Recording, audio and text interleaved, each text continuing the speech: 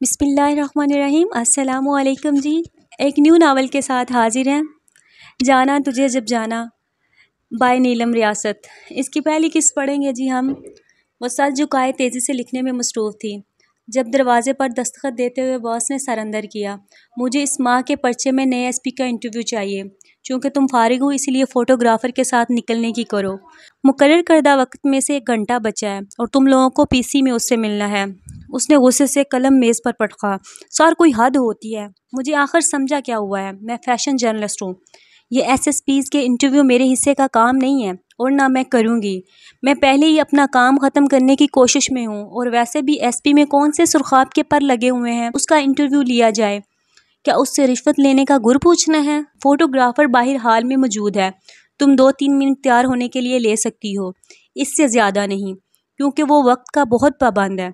Sir मैं आज ही यहाँ से नौकरी छोड़कर जा रही हूँ। आपका आधे से ज़्यादा पर्चा मैं संभालती हूँ और तनख्वाह सिसक सिसक कर मिलती है। मुफ्त में मुलाजमा मिली हुई है। बाकी के अमले को क्या खाना पूरी के लिए रखा हुआ है या वो लोग यहाँ सिर्फ चाय पीने ही आते हैं? सर कब के जा चुके थे और वह ऊंची ऊंची बोलने के साथ साथ अपनी चीज़ें मेज़ के दराज में डालकर लॉक करने के बाद हैंडबैग में अपना फ़ोन रखकर बाहर निकल आई। माथे पर गहरी तेवरी थी। सफ़ेद चूड़ीदार पजामे पर नेवी ब्लू फुल बाजू का कुर्ता था। आय हाय, जिस पर सफ़ेद छोटा सा प्रिंट और सुर्ख गुलाब बना हुआ था। सुर्ख ही लंबा सा दुपट्टा बेफिक्री से कंधे पे झूल रहा था। पैरों में लेदर की खुली चप्पल थी। हाई, चप्पल भी काफ़ी महंगी लगती है। खैर जी, बालों का बाबकट हर कदम के साथ थरकता था। आंखों में गहरा काजल और होंठों पर नेचुरल लिपस्टिक, सारा सिंगार था। वल्लाह। अपनी गाड़ी का दरवाज़ा खोलकर बैग पिछली सीट पर डालते हुए उसने बराबर की सीट पर बैठते हुए हामिद को मुखातिब किया। ऐसी क्या बात है उस एसपी में जो उसका इंटरव्यू लेने का हुक्म मिला है? नया आया है, बड़ा असूल पसंद और सख्त मिजाज का है। आते ही स्ट्रीट क्राइम में 30% कमी कर दी है। निचले अमले की सख्ती आई हुई है। 2-3 सिपाही रिश्वत लेने के चक्कर में निकाल चुका है। वाह भाई, किस सियारे से आया है? यही पूछने तो जा रहे हैं।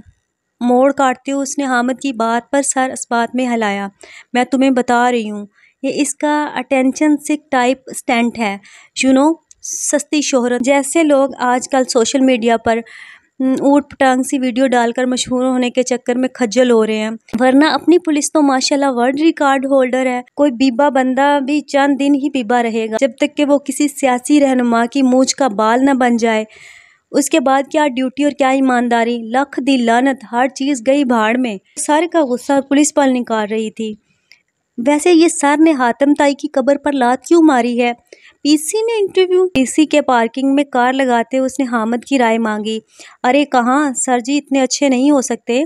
ये तो एसपी ने खुद कहा है, वो थाने के बजाय किसी और जगह पर मिलना पसंद करेगा। उसके साथ ही उसने बेहंगम कहका मारा, बाहर निकलकर गाड़ी ला की। बेचारा इंटरव्यू के चक्कर में लंच करवाएगा।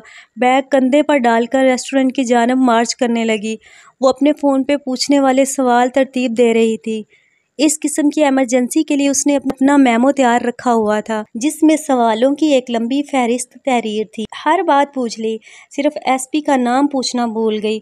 मगर जूं ही वेटर की रहनुमाई में वो बुक मेज़ तक पहुंची, वहां से मौजूद शख्स को देखकर इसके कदम जकड़ गए। अगर कोई दूसरा अपने तौर पर अंदाज़ा लगाता तो एसपी की पोस्ट पर इस शख्स का तस्वुर भी मुहाल था। दोनों की नज़रें मिली और बड़ी अच्छी तरह मिली। एसपी साहब ने उसको सर तपाओ अपनी मलकियत समझकर घूरा। इस दौरान हामिद सूरत हाल से बिल्कुल बाखबर आगे बढ़कर बड़ी गर्मजोशी से तारुफ करवा रहा था। अस्सलाम वालेकुम सर, मैं हामिद, आज आपका फ़ोटोग्राफ़र। मेरे साथ मेरी कोलीग हैं मिस जुगन। बेशिकन off white salwar suit, brown जूते और टांग पर टांग रखे बड़े रिलैक्स अंदाज में बरजमान था। हामिद का बड़ा हुआ हाथ थामकर से अपनी जगह उठ खड़ा हो गया। हामिद साहब, आपसे मिलकर खुशी हुई। या आप शायद अपनी कोलीग के रिलेशनशिप स्टेटस से बेखबर हैं, क्योंकि जहाँ तक मेरी नाकस मालूमात है इनको मिस से मिसिज हुए 4 माह बीत चुके हैं। साथ ही थोड़ा उसकी जानब झुक कर बराह रास्त जुगन से मुखातिब हुआ। एम आई राइट मिसिज ताशफीन इसरार? जुगन आंखें झपके बगैर उसकी आंखों में देख रही थी। जो उसके इतने करीब खड़ा था कि वो उसके जिस्म से फूटने वाली खुशबू सूंघ सकती थी। देख उसी तरफ रहा था, मगर जेब से वॉलेट निकालकर कुछ करेंसी नोट बरामद करके मेज़ पर रखे और हामिद की जानब मुड़ा। साहब, माजरत के साथ ये आप लगारी साहब को मेरी तरफ से कह दीजिएगा, अगर वो इंटरव्यू लेना चाहते हैं तो अगली दफ़ा इंटरव्यू लेने मेरी बीवी के बजाय किसी और को भेजे। अल्लाह हाफिज़। अपनी बात पूरी करके वो मुतवाज़न कदम उठाता हुआ वहाँ से निकल गया। उस शख्स को वो पेंडू कहती थी, जो अभी कुछ पल पहले ही अपनी नज़रों से उसके छक्के छुड़ा रहा था। पिछले 4 माह से वो उस पर गुस्से से भरी हुई थी। आज बाय चांस ही आमना सामना हो जाने पर जुगन के सामने से जिंदा वापस चला गया था। हालांकि उसने खुद से 1000 दफ़ा अहद किया था कि अगली दफ़ा जब ये शख्स उसके सामने आया तो उसको जान से मार देगी, पर उस वक्त अपनी ही जान लबों पर आती महसूस हो रही थी।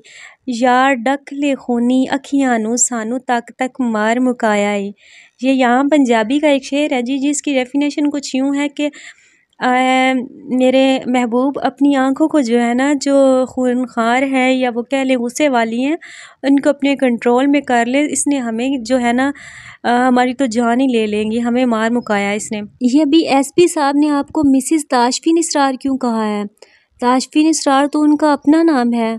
डफर आदमी, वो एसपी मेरा शौहर है। हामिद का मुंह हैरत से खुले का खुला छोड़कर वो भी वापस मुड़ गई। अपने भाई की कंपनी संभालता था, सर्विस में कब से आया? वो इस शख्स के बारे में कुछ भी तो नहीं जानती थी। दिल में दर्द सा हुआ। दोनों के मबैन इतना अहम, इतना करीबी रिश्ता होने के बावजूद अजनबी और अपनी अपनी दीवार में कैद थे। न जाने ये फासले कब कम होने थे। ताल्लुक की ये बेनाम डोर टूट ही जानी थी।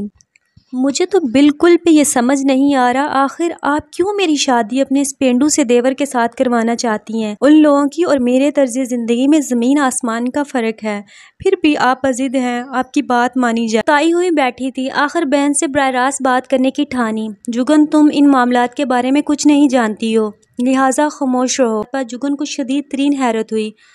उसी लिहाज से जवाब भी दिया, एक्सक्यूज़ मी मैडम, आप यहाँ पिज़्ज़ा बर्गर की दुकान खोलने पर बहस नहीं कर रही हैं जिसमें मेरा बोलना गैर ज़रूरी हो। मेरी शादी की बात हो रही है। तो किसी दूसरे की पसंद का लिबास पहनना गवारा नहीं करती। मैं आपको अपनी शादी बारे फ्री हैंड दे दूँ? अच्छा, मुझे फ्री हैंड ना दो, पर डैडी पर तो तुम्हें यकीन है, उनका भी फैसला है। फॉर गॉड सिक, इन लोगों के दरमियान आपने कभी 4 दिन नहीं गुजारे, जिनको आप ज़रा भी पसंद नहीं करती, उस घर के फ़र्द को मेरे लिए चुन रही हैं। जुगन को इस रिश्ते की सारी खसूसियात खुलकर गिनवा देनी चाहिए। मैं बड़ा नैरो माइंडेड इंसान है, बड़ा आम सा मर्द है, तुम्हारे म्यार पर पूरा नहीं उतरता, बल्कि तुम्हारे मुकाबले में तो वो कुछ भी नहीं है। पर मेरी जान, वो ज़हनी तौर पर बहुत शार्प इंसान है, पर MSc किया है, CSS के इम्तहान में पोजीशन होल्डर है। जैसे कितना फ़ायदा होगा। अब वो बूढ़े हो रहे हैं, जो इतना बड़ा बिजनेस है वो कौन संभालेगा? हारिस का अपना काम इतना फैल चुका है, वो अब डैडी के बिज़नेस को नहीं देख सकता। हारिस के बिज़नेस को खड़ा करने में सारी मेहनत ताशफीन ने की थी। हारिस ने सिर्फ सरमाया लगाया है। वो डैड के बिज़नेस को कितना आगे ले जाएगा? उसकी तर्ज ज़िंदगी का क्या है? हारिस भी तो उसी का भाई है, उस घर का फ़र्द है। मगर क्या हुआ? उससे शादी के बाद मैंने उससे अपना रंग में रंग लिया। अब हारिस को देखकर कोई सोच भी नहीं सकता कि वो आम इलाके के छोटे से मकान से निकल कर आया है। जब तुमसे शादी के बाद ताशफीन भी यही आ जाएगा, इसको अपने रंग में रंग लेना। डैडी इस फैसले से बहुत खुश हैं। वो ताशफीन को तुम्हारे लिए पसंद कर चुके हैं, इसलिए प्लीज़ उल्टी सीधी सोचें जहन से निकाल कर हाँ कर दो। तुम्हारी खुशी की गारंटी मैं देती हूँ, तुम बस मेरा यकीन करो। आप ही मैं ज़ाती तौर पर उसको जानती तक नहीं हूँ, सिर्फ इतना पता है कि जब भी कभी उसको आपके घर पर देखा है, एक ही ख्याल दिमाग में आया, जैसे वो शख्स खुद पसंदी की सबसे ऊंची चोटी पर बरजमान है। मैंने आज तक उसको बराह रास्त मुखातिब तक नहीं किया। वो आपने जो कह दिया वो हरफ़े आखिर है। मैं आज तक अपने हर फैसले पूरी आज़ादी से अपनी मर्ज़ी से करती हूँ। डैड ने हमें खुला माहौल दिया है। ऐसी जगह भेजने का सोचना जिस माहौल से ना ही मैं वाकिफ़ हूँ, ना मुझे कोई अंदाज़ा है। जैसे राज़ी है, वो क्यों राज़ी नहीं होगा? इतना अच्छा रिश्ता तो उसके ख्वाबो ख्याल में भी नहीं होगा। उसकी तो लॉटरी निकल आई है। इसीलिए तो मैं कह रही हूँ, तुम भी ज़्यादा ना सोचो, सब बहुत अच्छा होगा। डैडी लोग तो न जाने कब तक डिनर से वापस आते हैं। मैं चलती हूँ, उनसे फ़ोन पर बात कर लूँगी। Good night Sweety. अलमास ने बहन के गाल पर प्यार किया और अपने बैग उठाकर बाहर को चल दी, जहाँ इसका ड्राइवर इंतज़ार में था। जुगर ने सोफे पर लेटकर आंखें मूंद लीं। उसे यकीन था कि बाप के दिमाग में ताशफीन का ख्याल डालने वाला भी कोई और नहीं, अलमास ही है, और उसको ये बात बड़ा उलझा रही थी। कि जिस ससुराल में जाकर वो खुद एक दिन भी वहाँ फैमिली के साथ नहीं रही, आज बहन का रिश्ता भी उधर ही देने का फैसला कर बैठी हैं। उसे मजीद बुखलाहट इस बात पर हो रही थी कि अल्मास के दिमाग में कोई बात एक दफ़ा आ जाए तो उसका रोकना नामुमकिन सी बात है, मगर फिर भी जुगन ने सोच लिया वो एक दफ़ा अपने वालिदैन से बात ज़रूर करेगी।